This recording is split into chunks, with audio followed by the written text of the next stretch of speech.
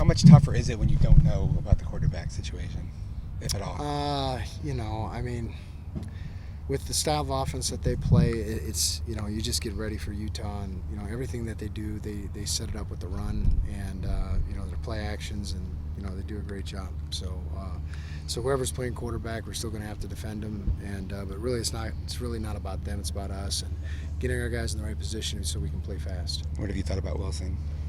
He's done a great job. I mean, you can see it. He'll make some freshman mistakes at times, but he manages the offense well enough for them to win, with the exception of one time this year. So he's got a great future ahead of him, and he's only getting better every week.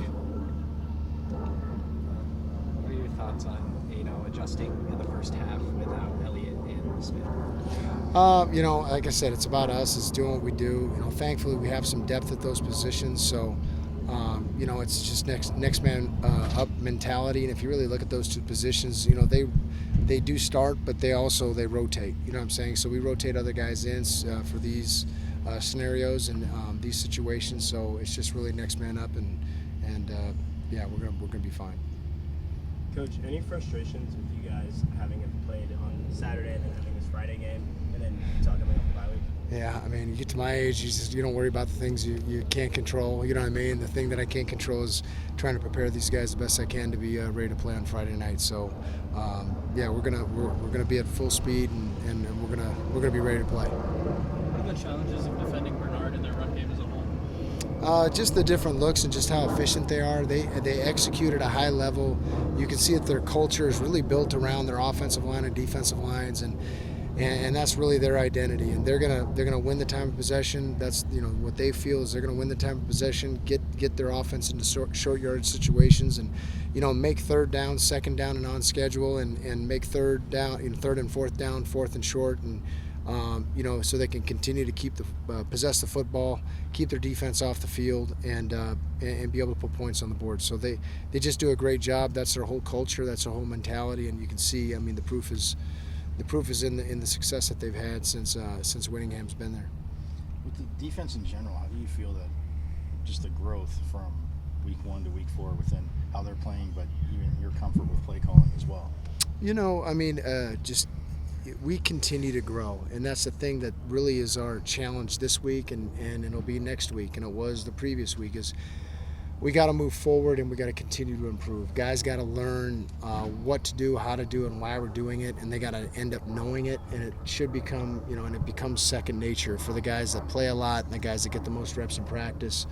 And then for the younger guys that are playing, that are role players, for those guys to be ready at any moment, they can come in and be prepared, not cause any dysfunction, and allow my play call sheet, whatever we've game planned and whatever we practice, to be able for us to execute. Because when we can't execute, then that cuts down a play off my call sheet. And if we don't execute, I got to go to another play, because I got to get to something that I feel like our guys are going to be able to execute in every situation. So it's really about growth. It's really about growing, and it's really about us really upholding the standard and the culture that we want to have on defense. What have you thought about the coverage execution so far?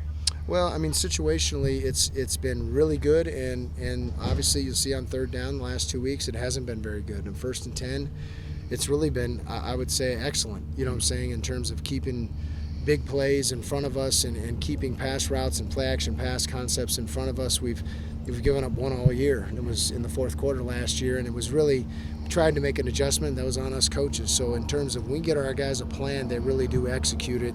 And on third down, we're just continuing to make an emphasis on, hey, this is our money down. This is when we got to be able to execute. And there's been situations where we haven't, and that's part of our growth. And when you see it turn, you'll see it turn. So we're going to be excellent, and you're going to know, okay, now we're hitting the ground running. Now we're hitting on all the cylinders on defense. Coach, when you look at last year's game, is there anything you can take away from that loss?